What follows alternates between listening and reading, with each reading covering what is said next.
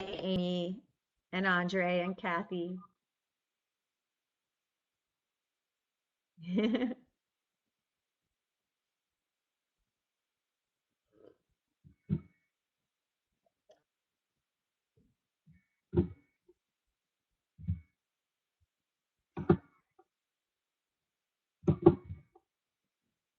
We'll wait a couple of minutes so that everybody who is joining us live has a chance to. And there are a bunch of folks who are going to be viewing this after the fact.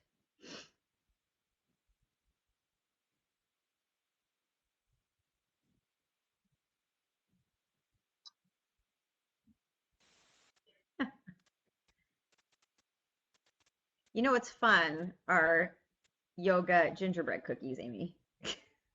Those are fun.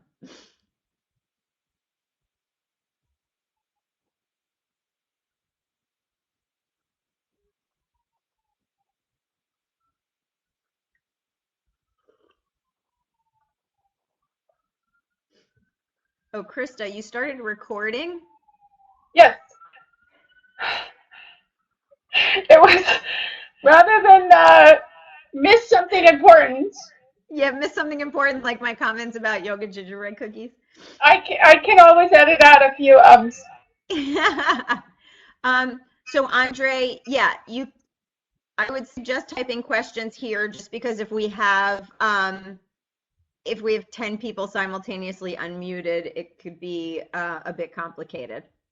So I have the questions that you've all sent in advance, and then if other questions arise or comments, then feel free to type them in the chat. So we have and then we'll address the questions we've gotten in advance, and then we can open it up for more discussion. Hi, Jen.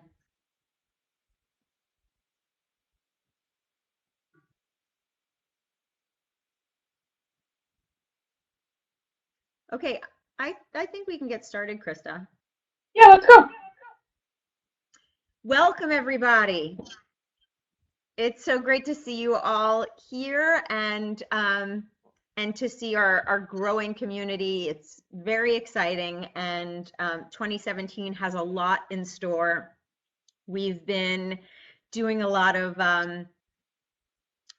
brainstorming in order to keep Yoga for Arthritis growing and thriving, and we're going to share some exciting updates with you in this call. And it's very important to us that we be serving all of our stakeholders, which is you, our yoga teachers and therapists, your students and clients and communities of people with arthritis in general, medical professionals who are interested in this work. So we want to continue keeping in touch with you and sharing what's going on behind the scenes on our end and some of our thought processes around the directions that we're going, and make sure that we understand what's working for you, what could serve you better, how we stay connected in the best way possible, and remain a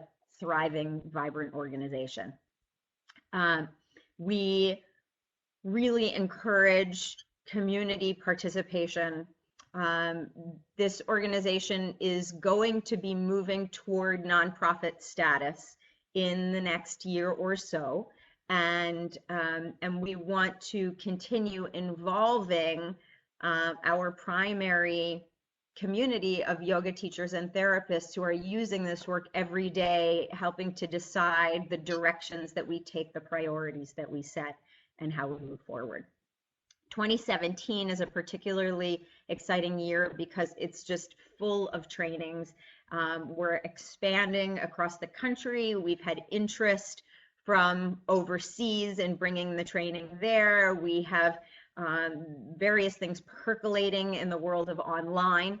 So I'm going to share with you the training calendar thus far, and there's more in the works, which may be moving into 2018, and I'll talk a little bit about what's in the pipeline. But for starters, here's our training schedule for 2017. It goes on to 2 slides. So we're going to be at Palu for the first time. This has been something we've been talking about for a long time. So we're very excited to be hosted by Kripalu. That's our first training of the 2017 season. Kripalu is just a phenomenal location and site and community. And if there's anyone that you think might be interested in this work and could use a few days of R&R in the countryside, please share this event. The more we get the word out about our trainings for this year, the more attendance we get, the bigger our community grows, the more support we can provide, and the more people we reach. So we're excited about that opportunity to present at Kripalu. We're going to be at Integral Yoga in a few places this year. So I'll be out west in California, both in the north and the south, in San Francisco at the Integral location there, and then also in Santa Barbara the following week. So if there's anybody who's been sort of holding out for my return to the West Coast, then we'll be back this year. And we're also in discussions with a location in Colorado to be bringing it there. So stay tuned for that as well. So then Santa Barbara and back to Yogaville. We do level 1 at Yogaville every other year. I know some people are interested in coming back for that, and you're always welcome, and I'll talk more about that in a moment. And then up in Boston, we haven't been there in a while, but this training has been included in the 800-hour yoga therapy program that Tri Yoga has put together. So we're excited to be coming back as part of that. So the Yoga for Arthritis level 1 and level 2 will both be part of Tri Yoga's yoga therapy program, but the level 1 and the level 2 trainings are also open to people outside of Tri Yoga or anyone who's interested in attending. And then, of course, we have New York. Let me scroll down. All right, so we're in New York every year. And New York is just a phenomenal Sangha. We have a growing body of teachers and yoga therapists in New York who are doing this work. And that's just a really exciting venture. The training comes back every year and it's always incredibly well attended and robust. And that is actually the only place that will be offering level 2 in 2017, according to the schedule thus far. So there was someone who asked in advance of this webinar, are you bringing level 2 back to San Francisco, or when are you coming to San Francisco with level 2? And it's a very good question. And it really depends on the level of interest. So if obviously the level 2 training is only open to people who have completed level 1. So if there's enough interest in level 2 in any location, I'm happy to put it on the schedule. We only do 1 training so far in San Francisco, or we've done it twice. I'll be going out there a 3rd time for level 1 this year, and that might be an opportunity to gather information about who's interested in level 2, or whoever asked that question. If you know that there are people in San Francisco who are waiting for us to come out for level 2, please let me know and we can make that happen. And the same is true for any of you who are level 1 trained and haven't done level 2 yet. If you're waiting for level 2 to come to you and you know that there's an audience for it, please communicate that with us, and we're happy to get it on the schedule as long as we have enough people committed to participating. Okay. All right, so along those lines, so as you know, the process for becoming a certified Yoga for Arthritis teacher includes level 1, a mentored practicum experience, and then level 2. And once someone has completed level 2 for the first time, they are certified. There is a requirement to recertify every 3 years. And initially, we required that recertification be attendance of the level 2 training again. We've now had several people who've attended the level 2 training 3 times. And what we have realized is that although my initial intention was for the level 2 content to keep changing, so that it would be a refresher course in which people get new skills relevant to whatever has changed in the field, or exciting things that are very current and happening in the moment. What has happened is that level 2 has sort of become its own freestanding training with specific content that people really need to know. So level 2 is more static than I initially intended. And therefore, we want to expand the options for how people can become recertified. The purpose of recertification is that you refresh your skills and stay current in the field. And I do continue to think that that is essential, especially in such an evidence-informed practice where the evidence just grows in leaps and bounds. But there are a lot of ways to keep your skills fresh. So we've developed a set of options for how to become recertified 3 years after your level 3 or 3 years after your last recertification. Those include that you can come to level 2 again, so that still remains an option. You can also do another continuing education program that's complementary to this one. So what do I mean by that? Well, Krista is an example of someone who is trained in aqua yoga.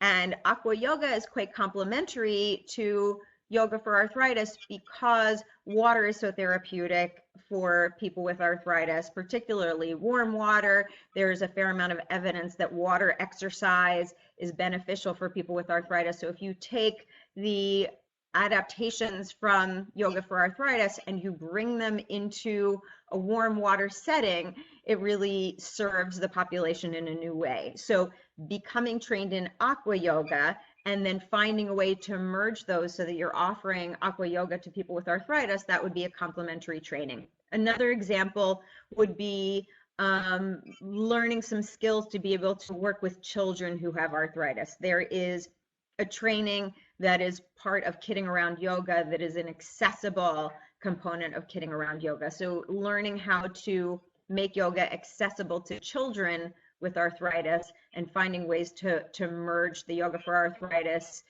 body of skills with accessible yoga for children would be another. And there are several different options. We have a few that have come to mind for us, but I'm also open to your ideas. So if there's a training that you want to do that you think is very complementary to the work that you're doing with arthritic populations, please ask me about it, and let's talk about ways that you can integrate the two. Another would be to get a little bit of re-mentoring. So to get a booster shot of mentoring, so to speak. So this would entail filming a class or a session, connecting with one of our mentors, getting some feedback, implementing that feedback. So sort of a little bit of mentoring guidance as a more experienced teacher than when you got your initial mentoring between levels 1 and 2. Writing up a yoga for arthritis related case report. So this is a scholarly case report, a case report that could be a contribution to the literature. If you've worked with a client and you've used a unique strategy, or something happened that was different than what you expected, or you've seen a pattern across several clients, then that might be something that would be a contribution to the literature.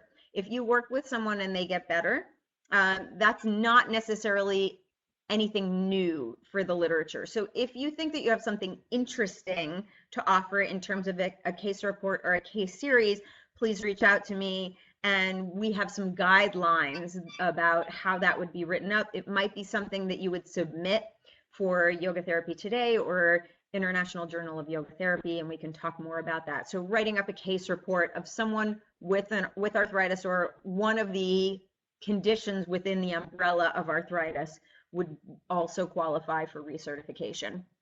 Another option is to assist a level 1 training. So if there's a level 1 training coming to you or near you, or one that you'd like to come to, and you want to volunteer your time to be an assistant in that level 1 training, you're going to get exposed to all of that content over again from a new perspective. So that would also qualify for recertification.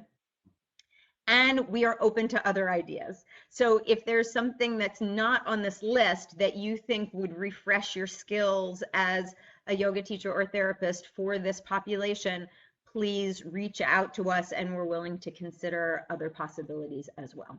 Okay, so that's recertification. Krista keeps impeccable records, unlike me, and so she knows when everybody took their level 2 last and when they're due for their recertification. So you can also talk with her if you're not sure when you're up for recertification, and so that you can plan for when it's time for you to recertify. Okay, I think now I turn it back over to you, Krista. Okay. So I'm going to mute myself and let you take it away. Hi, everybody. Nice to sort of meet all of you that I haven't had a chance to exchange emails with. This winter, I have been putting a lot of time into redoing our website. I hope you've had a chance to visit it. If you haven't yet, I hope you will after we chat today. This is just a screenshot of the homepage, and if I can get screen share to work effectively, I want to show you the back end of the website. So the back end of the website is if you are a YFA member teacher. Oh, and it's going to do this to me. So as I do this, I will talk about the member teachers. So there is, for those of you, obviously, you've all attended the training, you know how much material we give you when you attend the training. And as we redo this material, more and more becomes available. We also get contributions from our member teachers that have information to share. We have all these documents that we're sharing with you today. We're going to talk about things like price points, how do you market your classes. We have all kinds of information that is less public. So this is what we put on the back end of the website when I say the members section. So for example, here is our new business section. So I really especially like to draw your attention Krista? to, yes. Krista, we can't see it. It says It that didn't it's go over? loading. Thank you for saying something. It says I am on my end, but you cannot see it. If I click over now? Wait while the presenter loads his or her screen. Oh, if there. Others are seeing this and I'm not, please type in the chat box. Can anybody type? If I switch to this?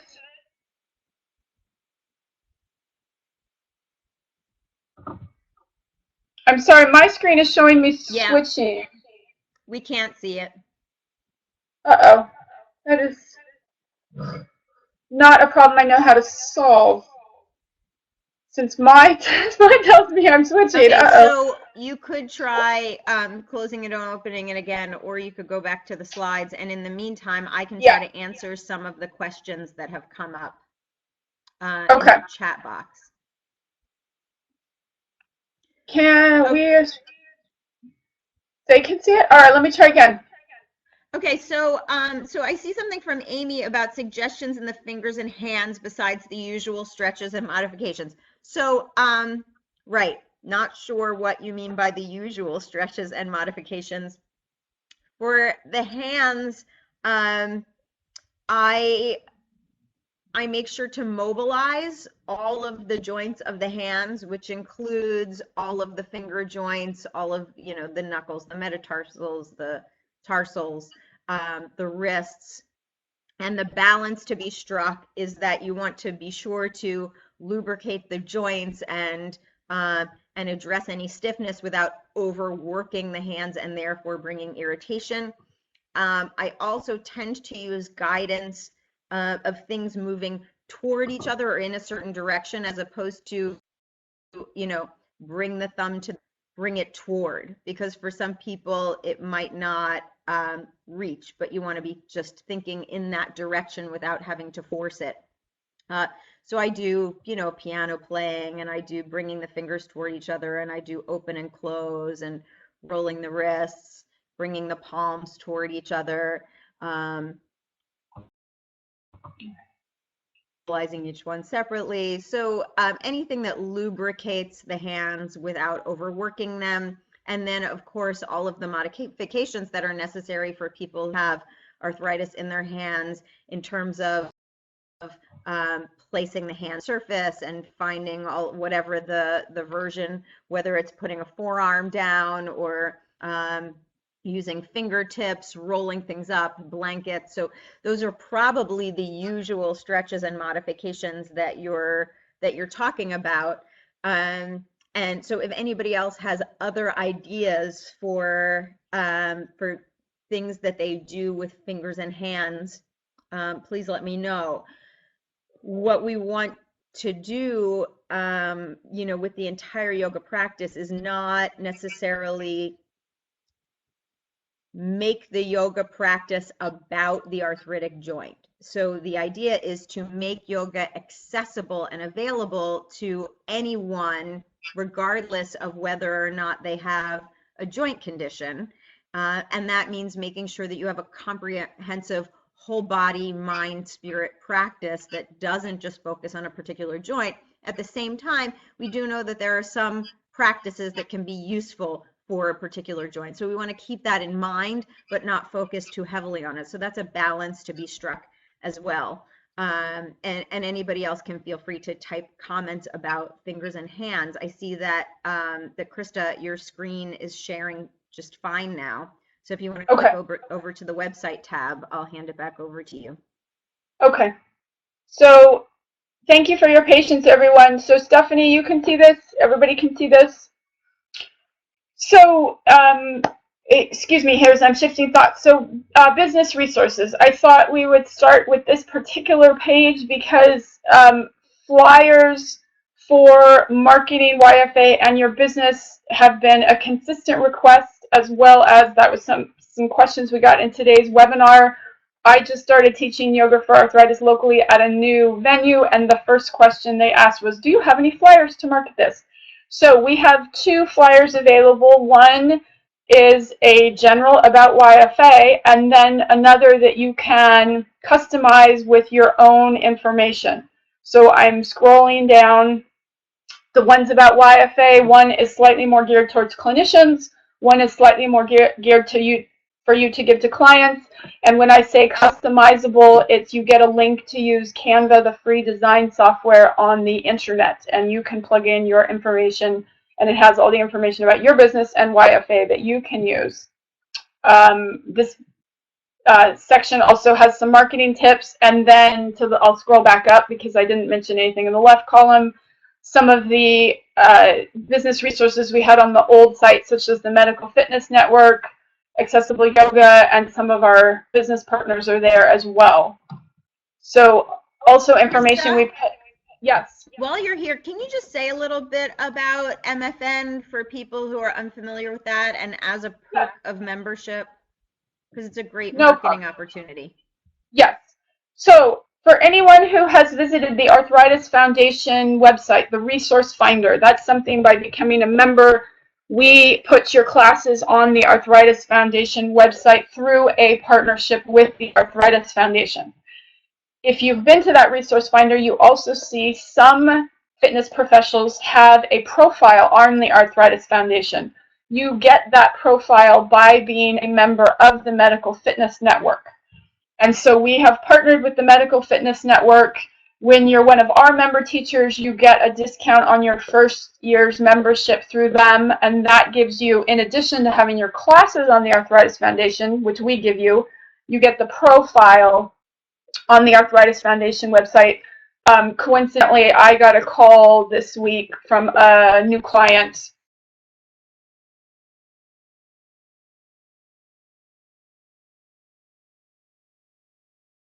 Krista, you froze and we lost your audio.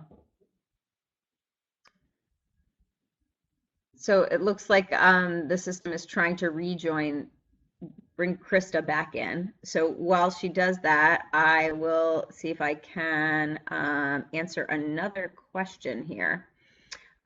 Building awareness for aging students in regular classes who still believe in competition and pushing themselves really hard. Yeah, that's great. A great question. And I think that something like this came up in the questions beforehand. And I think that it comes back to the foundation of yoga being the ethical principles, that the ethical principles of the yamas and niyamas are not, I was just saying this with to my co-author of our upcoming book this morning. They are not the icing, they are the cake. That if the practices of asana, pranayama, meditation are happening outside of an understanding of the yogic principles, then they are not grounded in the foundation of yoga philosophy that is essential for it to be yoga, and not just a series of physical poses. I think I might have gotten a message from Krista, who's trying to join back in.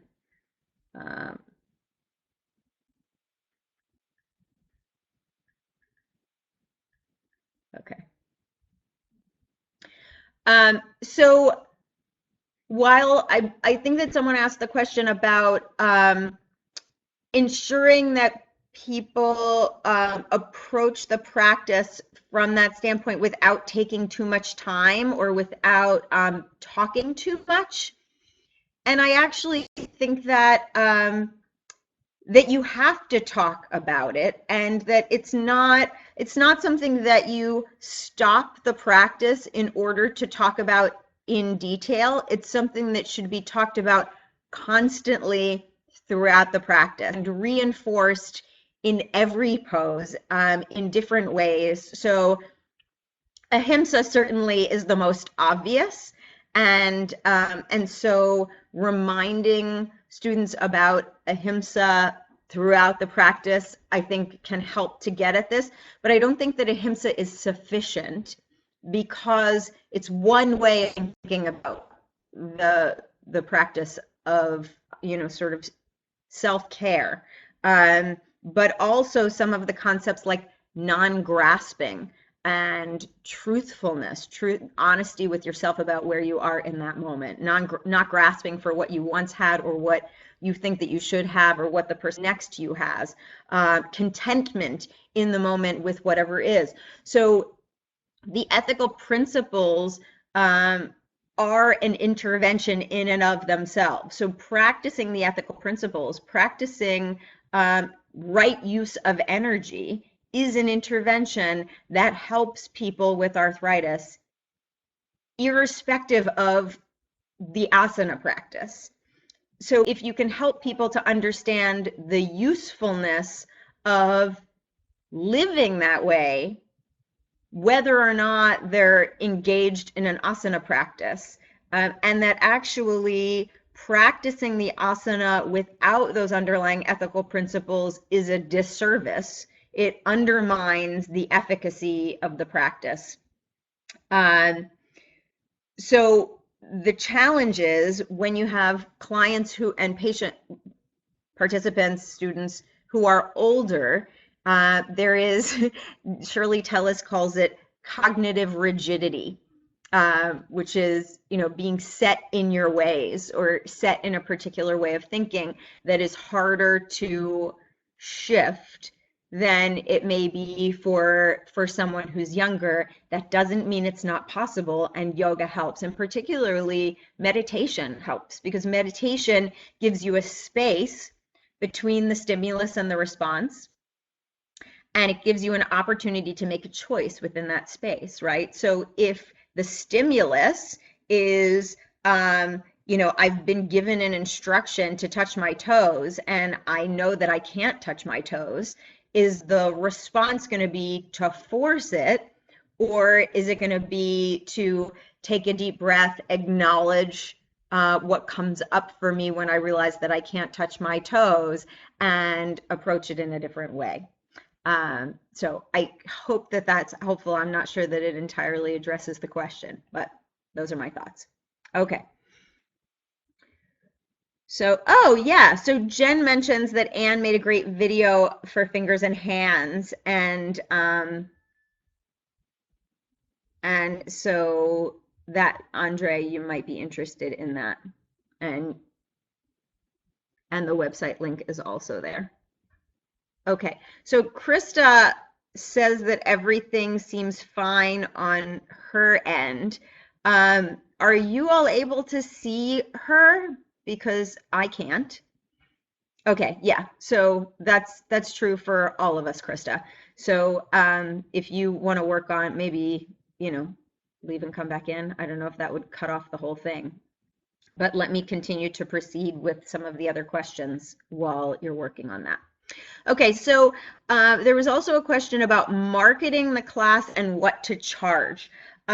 So in terms of marketing, I hope that what Krista showed you on the website is helpful in terms of the evidence-informed brochures. There are, we cite some of the research and we reference the research, and there are some that are geared toward people who might be interested in your class that you can feel free to share, and I'll talk about where you might share those in a moment. But then there's also one that's geared toward clinicians, and so I encourage you to provide that to your current students and have them share with their primary care doctor, their orthopedic doctor, their rheumatologist. Hey, doc, here's what I'm doing. This is the yoga class I've been talking about. This is why I'm doing so well. This is what I've noticed. So if your really tried and true students can share information with their medical doctors about what's going on, then those medical doctors might be interested in referring to you in the future. And you can also reach out directly to medical providers in your community.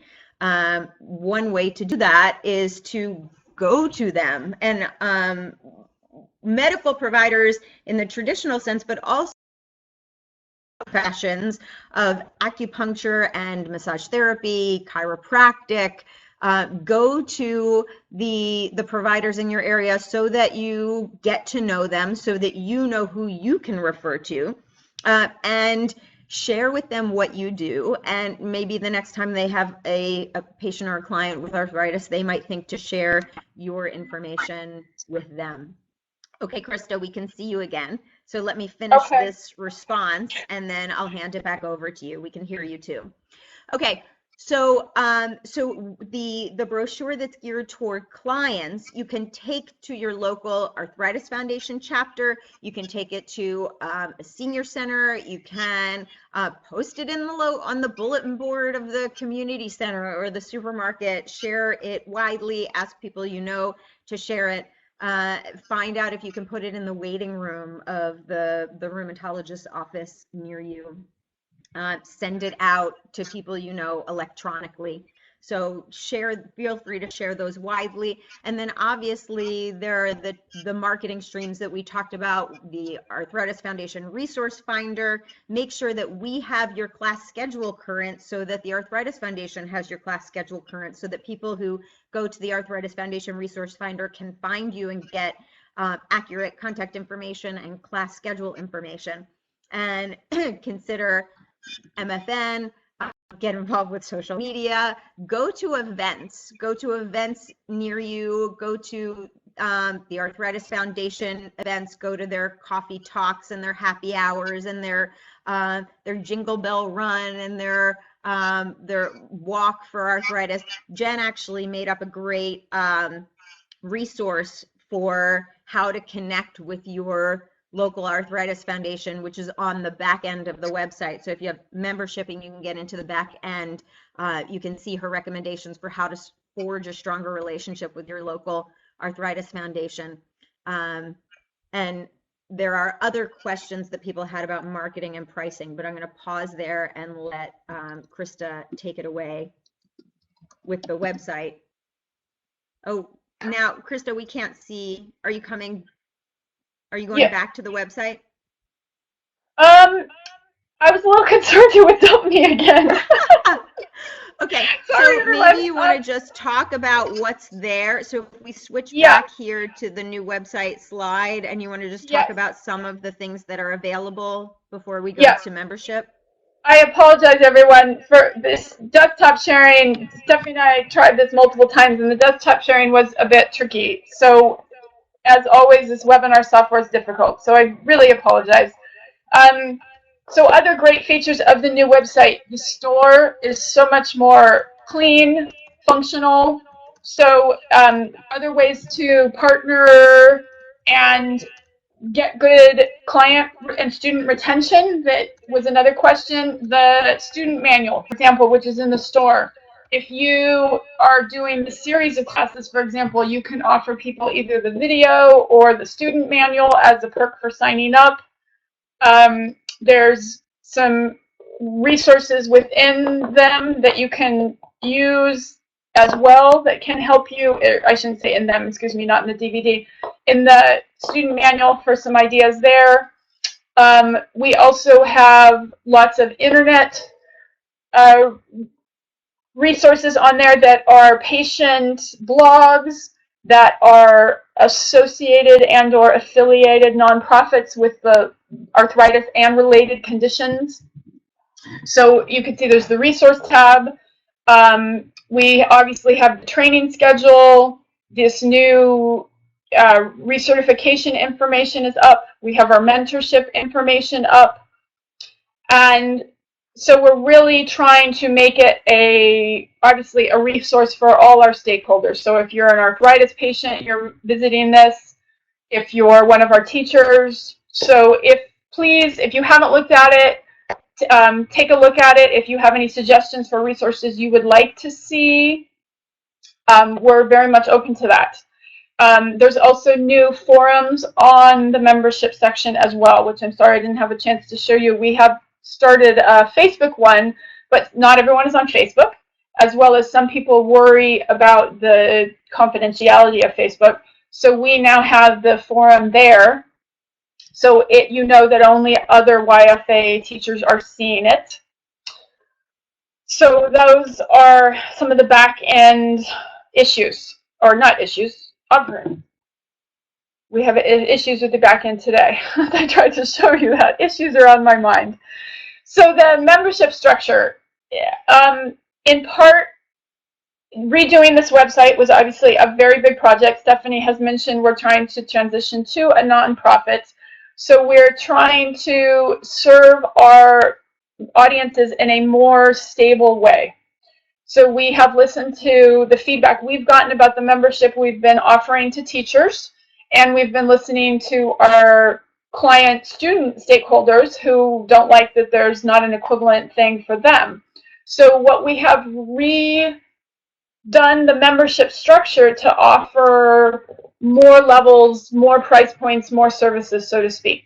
So we now have a whole general membership section that is not for yoga teachers who have taken our training. It's for, the general public, for patients, for example. So you're talking about client retention. That's something that you can let them know about, and it's very big on my agenda to get a flyer for that next month that you could offer to your students, for example, that would have your information on it as well.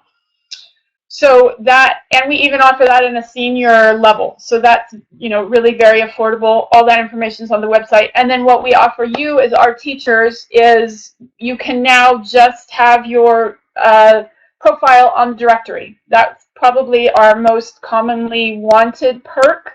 So if you're looking to market yourself affordably, you can just become a member and just get that. And then if you're interested in all these other things we've been offering in the back end of the website, that's the higher levels. The professional level is the same level of membership we've always offered, so you get the discounts in the store. And then we've also offered a couple more premium levels, which we didn't have in the past. So if you would like time alone with Stephanie and not my technical difficulties in the background, you can sign up, for example, for the custom practice level, and Stephanie can really drill down with you specifically on your business needs, or perhaps if you're like me and a YFA teacher and have your own needs as an arthritis patient, and need some help figuring out your own practice, she can help you with that as well. So that is the whirlwind change of the membership structure. There's obviously a lot of text here. The reason I put it on is because you guys will get this recording, and if you haven't been to the website, at least it's on the slide. It is, of course, also in the membership section on the website if you prefer to see it there. So I didn't see any questions about membership per se. So if you have any, put them in the chat and we can jump in and out. And then with the rest of our time today, we have a little more than 15 minutes. We didn't answer everybody's questions as we've been going back and forth. So Stephanie, you want to go back to some of these questions? Yeah. Okay. So there was a question about price points, and I have to say that comes up in every training. What do we charge for this? And there is no right answer to that because it varies so widely, and the market for this is so different. Remember that we have teachers across the country and in other countries as well, and what the market will bear in a city in the Northeast is probably very different than what the market will bear in rural Mississippi. I would say that specialized classes require specialized training and should be offered at a higher price than classes to the general public. Just as yoga therapy costs more than a regular yoga class. You're getting more individualized attention. We keep the class sizes small on purpose to be able to offer that one-on-one attention. You've gone through a lot of training and expense to become specialized in this area, and that's worth something. That being said, we also want to make sure that these services are accessible and available to the people who need them most, which may not be the case if we raise the price point up too much. And so there are a variety of ways that people address that challenge. And it might mean offering higher priced classes in some venues and then offering yoga by donation in other areas, or being hired by a facility so that your services are paid for by the facility and free to the participants. So going to a senior center, for example, would be that sort of an offering where you're not being paid directly by the residents of that senior center, but the facility is paying to bring you, in which case you should charge what you're worth. Figuring out what you're worth can be challenging, and for yoga therapists who are working one-on-one, I encourage you to look at what your peer professions are charging. You should be in a similar bracket to professionals such as acupuncturists and massage therapists, clinical herbalists, certified nutritionists. Whatever they charge for an hour-long session should be similar to what you charge in an hour-long session. If you feel as though you're somewhat new to the field and still getting your legs, put yourself at the lower end of that. If you feel as though yoga therapy is still an emerging profession compared to some of the more established professions I just mentioned, put yourself at the lower end of that. But we want to be seen as equally legitimate and worthwhile and valuable as those other professions, which means that we should be in that same realm. Yoga classes are a little bit different because it's a group. And so what a specialized yoga class should be worth would be a little bit more than what a general yoga class should be worth. And even where you live, that might vary widely. So a yoga class at the YMCA is probably at a different price point than the yoga class at a boutique studio. So as I said, there's no right answer to this. And sometimes it means playing around with it, talking to other people who live in your region or in a similar kind of town. It also depends on what kind of competition there is and how much people know about you and know about the location where you are, what kind of access you have to various populations. So I'm sorry that I can't give you a more concrete answer than that. The question about connecting with local health partners, I think that I partly addressed. Go to them yourselves, go to the foundations, so the Lupus Foundation and the Arthritis Foundation, and the Pain Foundation, anything that you think might be relevant, any providers that you think might be relevant.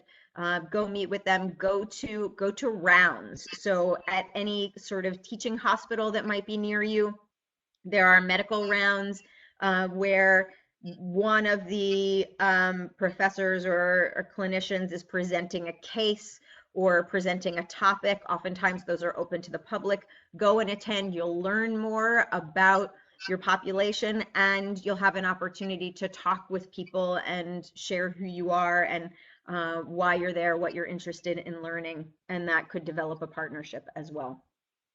And this is the kind of thing that I'm happy to talk with people one-on-one about if you go for the higher membership level, or if you want to just get some professional mentoring from me. So this one, there was one about the newest research articles. One answer to that is follow us on social media, because there are probably 2 research articles a week being posted somewhere on social media. I recognize that not everyone is on social media, but that's a great way to get access to relevant literature. Also, if you are getting our newsletter, we try to link to some of the things that we've been sharing on social media in that newsletter, especially anything new that's very exciting that's coming out. There are kind of 3 categories of the latest research. One is the yoga, the research trials of yoga for people with arthritis. And those come out probably one every few years, and there are some new ones that we try to share that are coming from some of our peers in the field.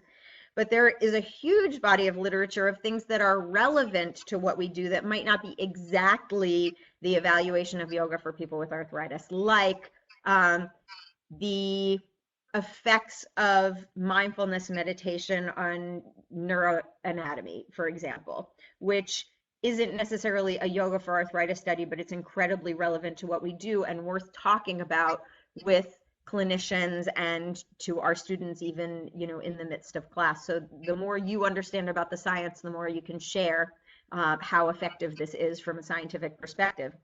And then there are the studies that come out of our work directly. So what are the effects of yoga for arthritis as we teach it and as we have studied it? And actually, we have some new stuff that just came out recently about that we'll be sharing as well. So a fair amount of this research is on the back end of the website. So if you have a membership level that gets you access to the back end, you can find a whole bunch of stuff there. And we have some new articles that are going to be part of our training manuals for the 2017 year, and those will soon be added to the back end. So there's going to be more of the recent literature getting loaded into the back end of the website soon. So I hope that answers that question.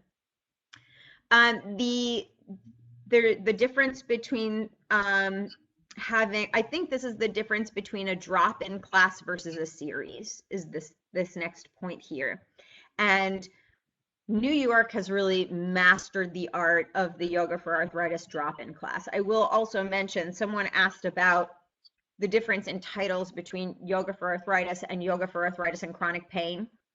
The name of our organization is Yoga for Arthritis, and that is not going to change anytime soon. However, feel free to call your class Yoga for Arthritis and Chronic Pain, because I think that what it does is open the umbrella of who believes that this class is for them. So if someone has fibromyalgia, for example, they might not see themselves as having an arthritis related condition, and yet of course you have tools that could help them in their journey through yoga practice. So when you call it Yoga for Arthritis and Chronic Pain, I think that does broaden your student pool a little bit and makes the class more available and accessible to a broader range of people. So feel free to go ahead and do that. And some of our trainings have actually been called Yoga for Arthritis and Chronic Pain, and you'll see that come up, and that's fine. what we do is incredibly relevant for chronic pain in general, whether or not it's related to arthritis. So the drop-in class in New York is an arthritis and chronic pain class, and it is yoga therapy. And there's a process for doing a little mini intake, following up with people to assess their experience and changes, keeping documentation. And that's something that we talk about in the trainings, and I'm happy to, again, talk with anybody one-on-one about the processes for making a drop-in class a yoga therapy class. The benefit of having a series is that the series can progress, that the class there's a bit more of a sense of community among all of the attendees because they go on a journey together. You also get a commitment from people up front, so that they're more likely to follow through and keep coming if they've paid for the series.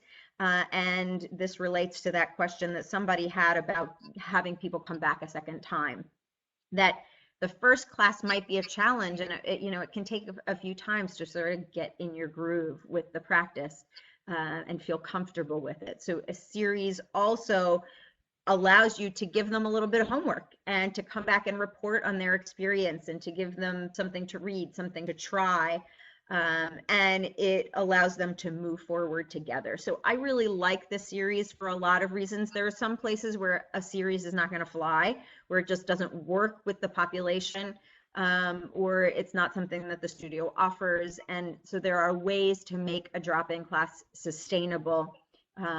It just runs a little bit differently than a series does. Obviously, also the series allows you to use the student manual and follow the research practice that we've studied so extensively. Video content. So someone had asked about a chair yoga video that I had mentioned. I had mentioned in a training that I would love to make another video with the Arthritis Foundation that is in a chair that's for older people, which was not the target of the video that I made with the Arthritis Foundation. They were looking at middle-aged people with arthritis as their target audience.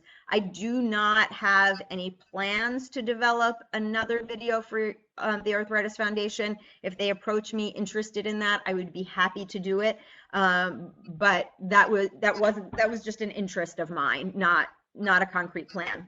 I will tell you, though, that I am developing some video content for Yoga International, and some of that will be using a chair, and it's not going to be a full video, but hopefully there will be some bits of information there that are useful. Additionally, we're partnering with a couple of organizations to offer some online continuing education, and we can put some chair practice in there that might be useful to you. So no plans for a DVD necessarily, but hopefully you'll be getting more video content or access to more video content that can help inform practice in chairs. Okay, so we have just a couple of minutes. Is there anything else that you want to say, Krista, that we haven't gotten to? I just wanted to make sure everybody knew about the Aqua Yoga for Arthritis webinar that's happening on the 30th in the afternoon. Similar to this one, we will send you a recording if you can't make it. Basically, because this is an interest of mine and they're so well paired, I worked this partnership for us. So Camilla Nair, who does the Aqua Yoga training, and Stephanie and I are getting together to do this webinar. So if you're listening to this and you're a level 2 person considering some of those recertification options, this is a great example to see how you can integrate those two. Or if you just are interested in Aqua Yoga, of course, feel free to join us. We also later in the month have a Yoga for Arthritis training webinar that's going to basically cover our 2017 trainings. So if you have a yoga colleague who you have been talking us up to and they're potentially interested, it would be great if you could pass that on. It is unlike this one for you, our Yoga for Arthritis teachers. This is more for people who haven't done the training.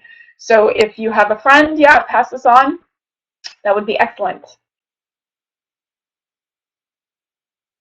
Okay, I can do just a few more responses in the remaining minutes because I see some other questions who've come in. So Melanie asks about teaching yoga at a studio with no chairs or bolsters. Absolutely. Blocks, blankets, use the wall, switch the relationship to gravity. You can keep the practice gentle. Chairs, I think, are optimal because you could do just about anything with only a chair and nothing else. And so one question is, would the studio be amenable to getting some folding chairs? Would they have other uses for folding chairs that you might be able to talk them into getting some folding chairs? But certainly, if you have if you have blocks and blankets, it is possible to offer a yoga for arthritis class. It also depends how mobile and physically fit your population is, how much you might need to modify the practice. So you might want to make a lot of use of the wall if you have a very limited population and you don't have chairs, but you might find that that's not necessary depending on who comes to your class. And there was also a question about the website and linking to our store from the website for the manuals. I think that that's a great idea. So there are lots of ways to use the student manuals. It can be included as part of a series. It can be something that you ask them to purchase on top of the series. It can be something that they just choose to buy for their own home practice. And you can use it in all of those ways, and we don't have any problem with you linking to us for that purpose. So great idea. And restorative in chairs is a whole class in the level 2 training. So whoever is interested in restorative poses in chairs, come to level 2 and you'll get really comfortable with offering restoratives to people who can't easily get up and down from the floor. So I'm going to stop it there with 1 minute to spare. Thank you so much for attending. Thank you for all of the work that you do every day to serve this population. Thank you for being a part of our community. If I did not get a chance to answer your question, or if you have a follow-up question, don't hesitate to reach out. If there is anything else that we can do or offer to you to help you be more successful, please don't hesitate to share that with us. Thank you so much. Thank you, everyone. Namaste.